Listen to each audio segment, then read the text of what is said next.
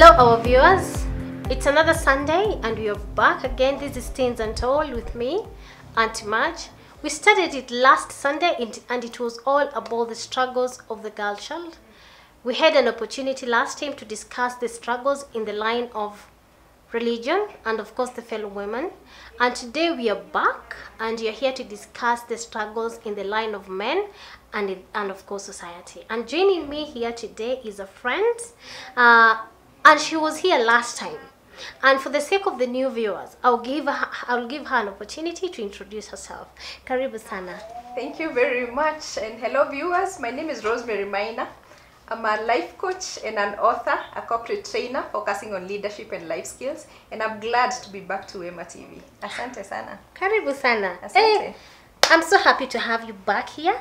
Yeah, our viewers were very happy last time. Oh, thank you. And they were really impressed with how we tackled the explanations, and I'm glad you're back, and of course even creating time to be here. It's really something, and I'm so honored to host you and to have you back. Karibu sana. Asante. Last time we did have an opportunity, of course, to discuss. We are talking about the struggles of the girl child. Yeah. Last time we talked of the struggles in the line of the religion and of course fellow women. And today I want us to discuss about the struggles of the girl child in the line of the fellow men and of course the society. And to start with, I want us to think of the struggles of the girl child in the line to the society, the pressure that comes with the society when it comes to the girl child. That is where I want what are the struggles? Okay. Yeah, like the society. Like what does the society view the girl child? How does the society want the girl child to present herself? You know, to be out there, like the roles and all that. That is the contest I want, and that is where I want us to start today. Okay, thank you very much for bringing it from that perspective. And I think the role is becoming more complicated as the world unfolds. Somebody the other day said that the world right now is expecting the girl child to be the saved version of Nicki Minaj. Wow. And I found that statement very interesting. Not to use her as a person, but to use her to look at the pop star world. Yes. Because you're looking at a girl child or ladies and you're thinking you need to look a certain way to accentuate what God gave you or what your mama gave you, like we call it. Yeah. But on this other side, you want to see somebody who is very professional or very religious and very morally upright. And that seems to contradict a lot, because you want to see this lady who is all up in dressing that looks more like a costume and having all this life confidence and can face the world on the face of it. But on this other side, you want to see a submissive girl, a religious girl, a prayerful woman. And kind of striking that balance is quite a piece of work. It is. And on this other side, also probably being a mother, and you still have to look nice. You see how we are struggling to do that by being our baby showers and our baby bump photos and the babies. All those things we are trying to do. I feel like it's because of this identity that the society is trying to make us pick, and it's quite confusing. And it's a balance, I say it's almost impossible to achieve. If you look at that statement in terms of being saved in a pop star world, those two statements really can't really match. And that's how hard it is to be the perfect balance of a lady or a girl right now from the side of what the society would expect. And that complicates it quite a bit. So looking at it from that angle, then it means that the girl child has really a lot of work to do. But I think I look at it in terms of when society gives them that much pressure, then what we are now dealing with is identity crisis. So we are looking at girls and ladies, and unfortunately maybe even women, who are struggling with an identity crisis. Because today I see how you look and how you're bringing it out, and how if you have a family or a child, how it's all looking, and I want to make it look like that. Tomorrow I'm following this new pop star, there's a way she's looking, there's a way she's dressing, there's a way the photos look, and I want to appear like that. So it's becoming so complicated. In that process, we have people with zero identity. Yes. You don't know who you are as a person because you have been copying everything else that the society is saying is supposed to be right. And doesn't even have to be the saying that complicated. It could be the saying even as simple as what your mother said, what your mother-in-law said, what the church said, what the community said. When you try to bring all that together, it can't be one person. Yes. So you are no longer sure who you really are, because there's too much confusion based on a lot of information that is coming around from the society. And that kind of brings a lot of struggles that people are dealing with right now. Okay. Yeah. Yeah, and that is so well said. Like, there's a lot. Yeah. The society expects from the girl child, you know, and what the girl child does not understand, that the version of Nicki Minaj, the version of the Kim Kardashian, the version of the Beyonce, you know the version that we see, that is for the public. Yeah. But behind the camera, there's a lot that usually goes on. Yeah. There's the real life. There's this what we see, and this is what now the society expects of a girl child. Yeah. Forgetting that behind the camera there's another life, and this is the life that we don't see. Exactly. And so this pressure that the society like puts into the girl child, it's a lot. And that is when, like, that is the state, like, the girl child is losing the identity, like you're saying. Yeah. You don't even know who you are. Yeah. You lose yourself at the expense of making the society happy. At the expense of making other people happy. There's the church, as you're saying, there's a society here, there are other people, like everything. You're trying to be like that one person, to please others, and you forget about yourself. Very true. You lose your identity, you lose like who you are. Yeah. And at the end of it all, you just find yourself falling apart, at the middle. And what usually surprised me, the society never cares. Yeah. Have you ever realized that? Yeah, they actually don't. They care less. And why should they? It's your life eventually. Yes. And that's the point that people forget. And look, like the way you're saying, all this is happening in the midst of the society, or people who are actually around you. And even the people, like I mentioned last time, were people who are walking with a lot of emptiness. Yes. They are not alone. They are among people. They have women around them, they have family around them, they have church around them, they have a whole community around them. But they're still feeling lonely and lost deep inside. Because when you live for everybody else around you, then eventually the confusion hits you at some point, and you realize all the effort you put in to get validity and to get recognition from the world around you, it's actually not worth it. Because they probably, if it was on photo they commented that day, if it was during the chama meeting, or if it was during school for the teenagers, it only happened once. And people moved on with their life. Exactly. So you struggle too much to keep up, but the people who you are struggling on behalf to fit in don't actually care. They probably notice it once and move on with their life. They move on with their life. So eventually you realize you put in too much for the wrong reasons, and now you've lost yourself in that process, and that kind of hits you hard. So eventually you start feeling lost and you start feeling lonely. Yet there are people around you, because eventually it's your life. They actually shouldn't care, because it's your life. Yes. So if you had realized that from the beginning, that's the point. You should have defined your identity from the beginning and try to live within your identity, make a better version of yourself, then attract the people who align with your real identity. Then in that case you wouldn't have been lost in that process. Okay. And that is very true. Something else, when you give too much, and it is not reciprocated, that is where you find that there is anger. Yes. There's bitterness. You start having issues with everybody around you. You start feeling that people are bad. Yes. People are evil people.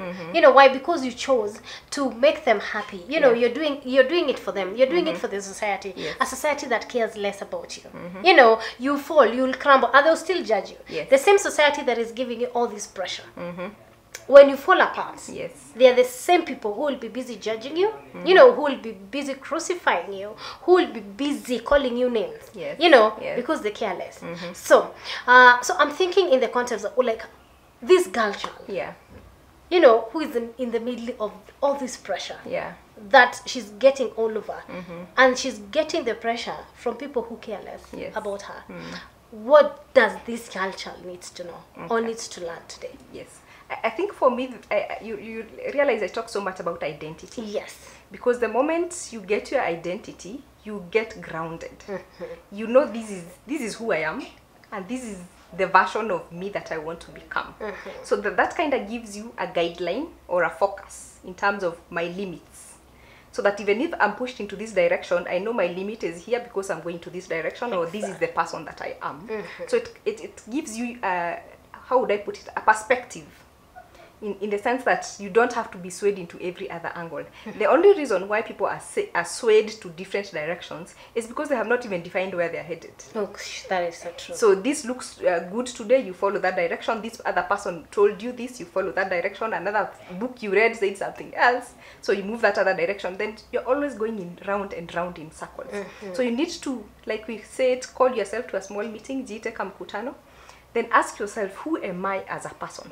And I know for believers, of course, the first beginning is that you're a child of God. When you're a child of God, there are favors that come with you being a child of God. And that also, that's the basic step. That's the very beginning. That's your first grounding, that even if the world crashes, I still belong somewhere because I'm a child of God. But beyond that, as a woman, what do you want to make of yourself? What do you want to make yourself from all angles of life? What do you want to make? What do you want to bring out of yourself? What are your values? What do you stand for? When you have what you stand for and where you want to go, then it becomes very clear for you, so that even if I have another version introduced on the side and doesn't align with where I'm going, I can confidently say no, because I know the direction that I'm headed. That makes you not to pick each and everything that comes or that you find along your way, because it keeps you grounded. Yes. And that's the beauty of having identity. The challenge happens when you don't get that identity early enough, because it needs to happen early enough, because like we always say, the first beginning of life is very defined. From you going to primary school, high school, and maybe college or campus, that bit is normally very defined. After that, the moment you jump out, probably into work or to marriage, things kind of get a bit murky, because there is a lot of people contributing what your life is supposed to be. So if you don't get to define yourself before that, chances of you landing in the wrong place or being swayed all around are very, very, very high. So at teenagehood, that's the best place to define your identity. That's the best place to define, who am I? What do I want out of this life? Why did I even come into this world in the first place? What contribution am I adding to this world? What do I want in my next life, from a career perspective, a family perspective, you as a human being perspective? What's the better version of you? What will it become? Once you have that very clearly defined, it becomes very easy for you to make choices. We say choices are easy if you know what you want. Yes. The moment you define your values, making a choice becomes very easy. Very easy. Because there are things you'll not even look at twice, because you know this doesn't go where I'm going. So it becomes very easy. And the other thing they also need to learn is how not to apologize for who you are.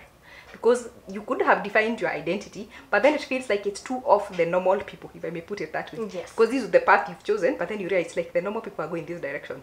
I chose, maybe I want to be a mother and I want to be a stay-at-home mom. But then because my fellow women look like they have better jobs, I'm starting to apologize for being a stay-at-home mom. Never apologize for who you are if it's your choice. Yeah, if it is your choice. If it is your choice, yes. Whatever you choose, and I say gender is about choice. Yes. The moment you know you have choices, then you make your choice, then don't apologize about that choice. So whatever choice you make, there's no good or bad choice, as long as it is your choice. And I always say there are no standards in life. There's no place where it's written every woman has to get these kids, get married, get this kind of a job, this kind of a house. Those are standards. Yes, those are standards that are set by people. So when you make your own choices, whether you want to get married at 20 or at 50, whether you want 3 children or 1, whether you want to stay at home or you want to become the corporate woman, whatever you choose it with confidence and never apologize about it. So know your identity, make your choices, and never apologize about them. Good. Yeah. That came out so strongly. And I'm happy. Like, it's all about the choice. Yeah, it's the as choice long you as you make. choose it yourself. Yes. No apologies. Sure. I never feel sorry about it. But don't ever let other choose for you. Yes. Because the moment you give that leeway for others to make choices for you, that is the time like you start feeling used. Yeah. You know, you start losing yourself. You know, and feeling like you're not happy doing what you're doing, regardless of how good it might look to others. Yes. To you, you'll never be happy and you'll never be content. Yes. So bottom line, do that what makes you happy, regardless of what any other person think, regardless of the society you live in, you know, or where you are at. Something else I always tell like these young the young girls, the young women, it's always good to have your own identity. You don't have to look like that other person. Yeah. You know, see Nicki Minaj. Yeah, the version of the Nicki Minaj. You know, you can still be a Nicki Minaj, but in your own version. Yeah. Your own personal version. You know, you can still be a Kim Kardashian, Yes. but in your own version. Make Very your true. own identity. You know, I can remember there was a time I was having like we are having a conversation with the ladies from Wema Fellowship. Yeah. And you know, I can remember telling them, it is okay. It like, yeah, you can rock like, you know, you don't have to rock like the short like the way exactly. Yeah, like you see them. Yeah. You know, you can do it, but in your unique way. You can also create your own identity. Yes. Like when you see Rose, you know, like, that is Rose. Yeah. Why? Because she has created her own identity. True. Why can't you also be happy when others copy from you? Yes. You know, because you have set like that good example to them. You know, you don't have to do what others are doing. Yeah. You know, you don't have to follow the multitude. You know, you can still rock, you can still be a Kamini Minaj, you can still be a Kamini Beyonce, a Kamini Kim Kardashian, but still in your own way, and still rock it and still look good, and you know, make your own identity. Very that was true. so well put, and I'm so happy the way you have said it, and I know our viewers out there, those our young ladies, our young girls are learning a lot, and of course they're gonna use it to empower themselves and of course stand. Yeah. And now I'm thinking of this girl, I would say this young girl, who has really been crumbled, you know, by everything happening around her. This is society, all those things that you have mentioned. How does this girl come up? You know, how does this girl learn to stand? You know, she didn't have like what we are saying, she didn't have the basics. Yeah. You know, the base was shaky, and now she has been taking everything around her. You know, all the pressures, taking in, and so she's so scrambled, and she feels at her lowest. Yeah. How does she come up again? How does she stand? Okay. How does she define herself? You know, how does she learn to say no to all this pressure, and now be in a position to define herself and be her and be real? Like you said, one of the things that maybe our culture has not helped us with from a women perspective is that it taught us to take in things. It taught us to help everybody else apart from ourselves. And even if we were not told, we probably watched our mothers do it. They collected everything that was falling apart. They put us together when things were not working. They carried it all from our grandmothers and our mothers. They never let anything fall apart. And we probably grew up with that perspective of we should have it together and make it look like you have it together, because they never crumbled in front of us. They never cried. Some never even complained. Yes. So they looked like they had it together. But I always ask myself, were they really happy? Chances are they weren't. They probably brought it out in other ways by beating us when we did the wrong things. It came out in other ways.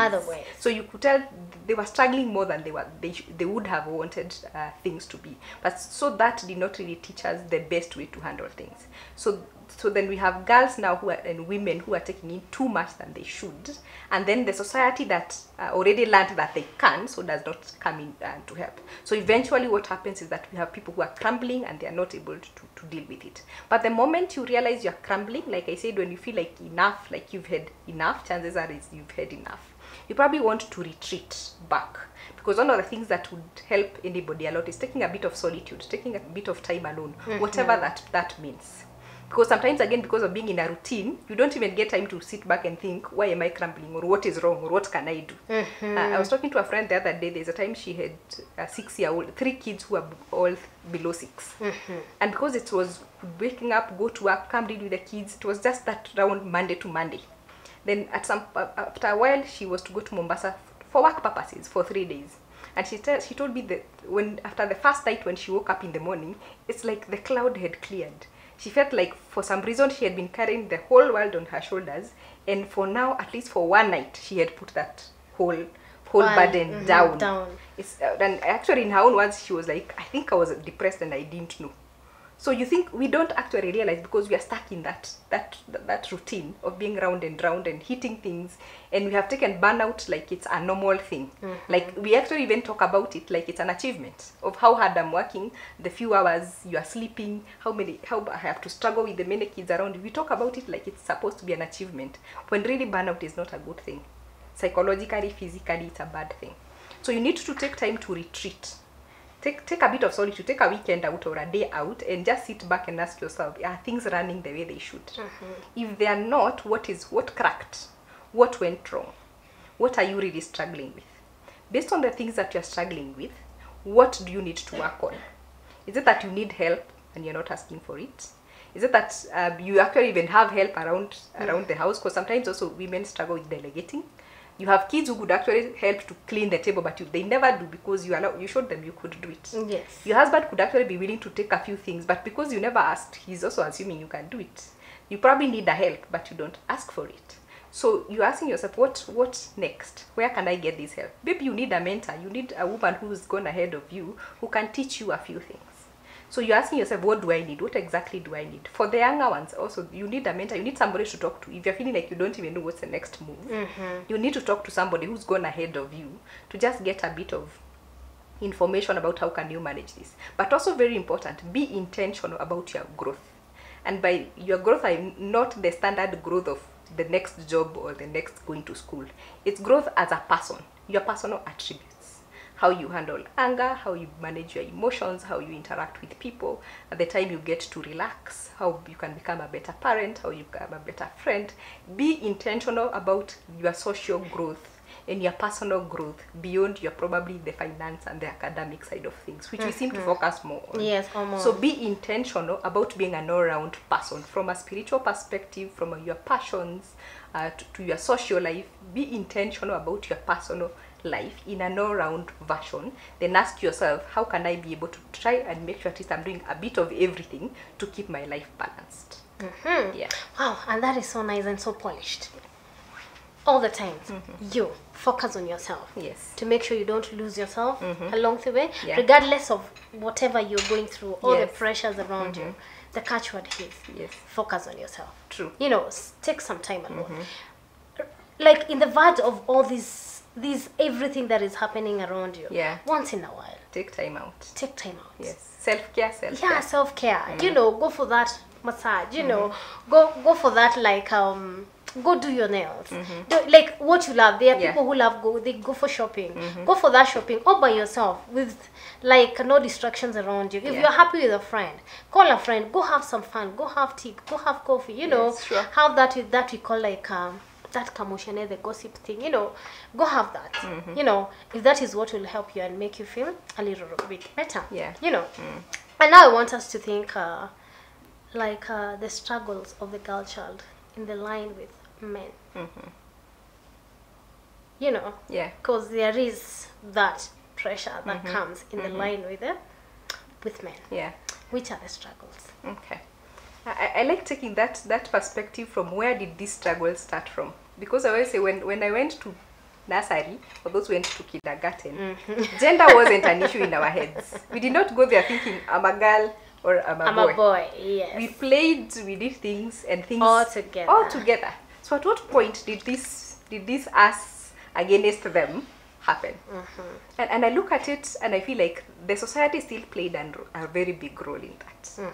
Because when I look at it from my personal angle, when I went to school, things were okay. Then as you progress, probably get to class 3, class 4, grade 3 for those who found grades, then it probably became position 1, and then the teacher would tell the boy, why were you beaten by a girl? That's the point it first hits you. So I'm a girl and I'm beating boys, so like I'm better than them. And the boy gets the perspective like I'm not supposed to be beaten by a girl. So it starts creating that diversion of there are things men are supposed to do or boys are supposed to do, and there's what girls are supposed to do. And so as we progress, the boy gets this mentality of I'm supposed to be on the higher side irrespective. I'm supposed to be winning wars irrespective. And what that means is that it doesn't matter what I do, I have to be the stronger person here. I have to show that I have the power. So if you look like you could beat me in any other way, then that's where toxic masculinity comes in. Yes. So I'll either deal with you physically, I'll deal with you mentally, I'll deal with you psychologically, but I have to look for a way of making you, to lower you a bit, so that I'm always the person sitting at the top. On the other side, this girl who was told, you beat the girls, you beat the boys, you start thinking, oh, maybe Kwani, I'm not supposed to be beating them. So maybe I'm supposed to tone down a bit. if that narrative is not corrected, it's the narrative that you grow up with. So those roles start getting defined at around that point. A very young age. At a very young age. So if the people around you don't correct it, it can actually be not very good.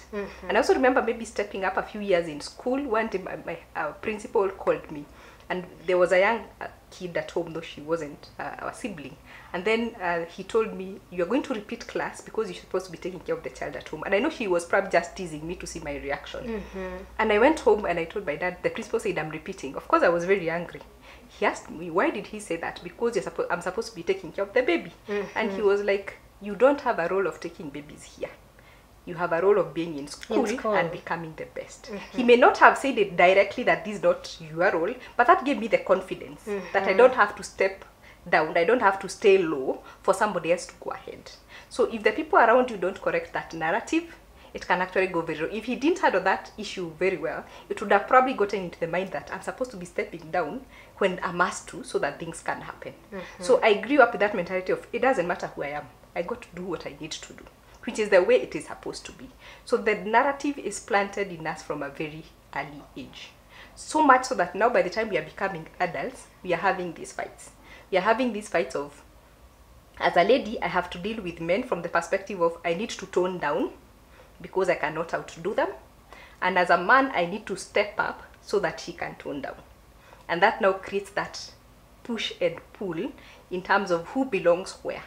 What should you do? What should I do? So that we are like I always say we are on guard. Everybody is ready to defend their side. Like, don't overstep my side, I also don't overstep your side. So it becomes that push and pull that has created a very huge gap in terms of gender. So much so that it is us against you, instead of creating a society where it should be us working together to make the best version of each other. Because every person has a role they play better, which might not necessarily be gender related. Yeah, gender related. Yes, because I could be a woman and probably be earning more, or I could be a better driver than him. He could actually be a better chef than I am. Yes. And that doesn't make you a weaker person. But because the society did not nurture us that way, we seem to everybody hold on their side and fight the other. And that is what has created either a bigger gap in terms of gender and more fights rather than people coming together, because we did not learn that from the beginning. Our culture, the way we were cultured, created that mindset, and that mindset will probably take generations to clear up. Okay. Yeah. And that is so true. Like the society has made like so many people lose themselves, not follow their dreams or what they love. Yes. In the line of that is not what a woman should do. You know, that is not what a woman should be. You know, there are so many women out there who would really, like, their passion goes in lineage with what men can do.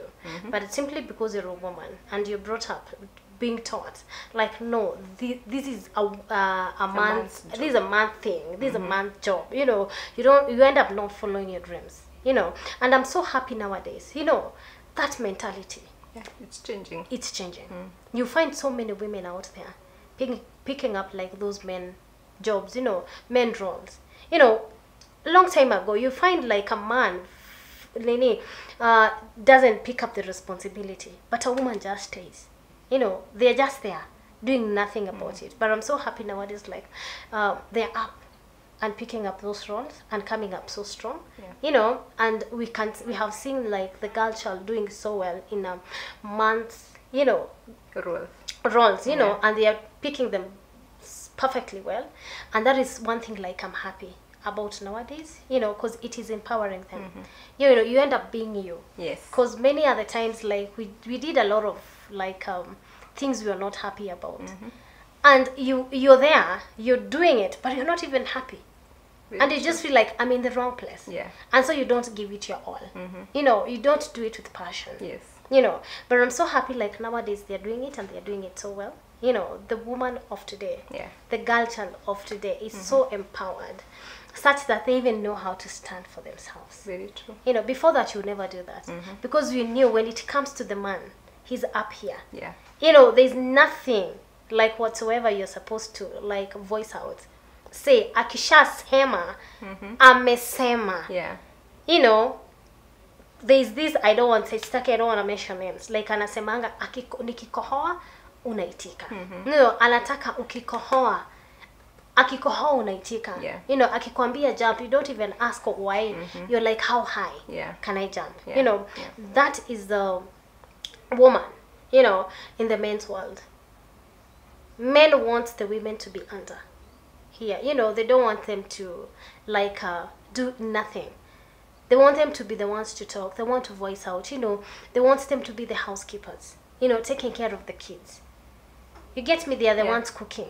You know, there are some men you find even nowadays, like a man, you serve them food, but they don't even have the audacity to clear that table to bring like the plate to the kitchen. And as they leave the dining table, they will leave it through the kitchen, but they will not carry that plate. They will not carry that cup to the kitchen. They leave alone. But what makes me sad, like deep down within me, it's like you have sons in that house. Who are learning from you. What do you think you're teaching them? Exactly. You know, because they learn through us. We are their first role models. You know, and they do what they do. Me, one thing I hear, like people questioning, like that child, like that child. You know, me, I always tell them it has nothing to do with that child.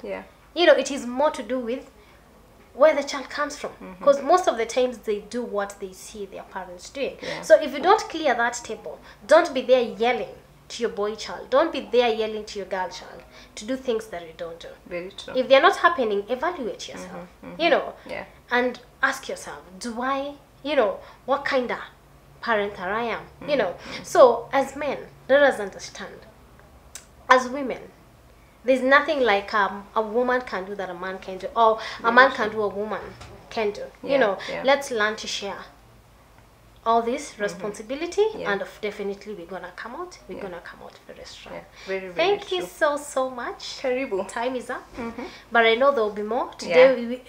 On the 2 Sundays we have been here, we've been talking about the girl child. I'm sure we'll be back now, of course, to think about the boy child. Sure, we should. Of course, we are not going to leave. I know viewers will be there. We want a balanced society. We are here talking about balance. So even in our discussion, we also need to be balanced, and of course we'll be back. I know you'll be back here. At least we talk more now of the boy child, the context of all that, how we view them as well, and we empower them as well, the same way we have empowered the girl child. They need to also get to the level of where the girl child is. Exactly. So that at least they can as well balance. So the parting shot for today, what did you want to educate the girl child in the context of the men, and of course the society? What do they need to learn? Yes. I think, like we mentioned, from the perspective of the society, the girl child, the one thing you need to remember is that you have a choice. The society should not necessarily dictate what you become. If you have passions, if you have dreams, then it is you taking that choice. Forget about where the society places that dream, whether they think it's something too low or whether they think it's something too high. Just because you choose to do a certain job or to stay at home and do something different from others does not mean you are less strong or you are less intelligent. It is a choice that you made. So make that choice and do not apologize for who you are. From a man's perspective, I also look at it like we need to get to a point where we stop the fight and ask ourselves, how can I step up as a woman to do the thing that I still want to do, but still respect that they are men and they also have a role in society. So instead of sitting back to form a defense, how can we collaborate and make it a better world to live in? If we look at it that way, then you're going to have a better and happier society. Thank you so much for the parting shot, and I'm sure they are listening and they have heard you, and I'm sure after this, if there's a lady out there, if there's a young girl out there who are struggling, at least they have learned, and of course they will know how now to express themselves more. They will know how to stand for themselves, and of course we are going to have a very healthy and a wonderful society out there. Asante sana. Karibu. Thank you so much, our viewers. That is all we have for today. Until next Sunday, this is Teens Untold. Goodbye.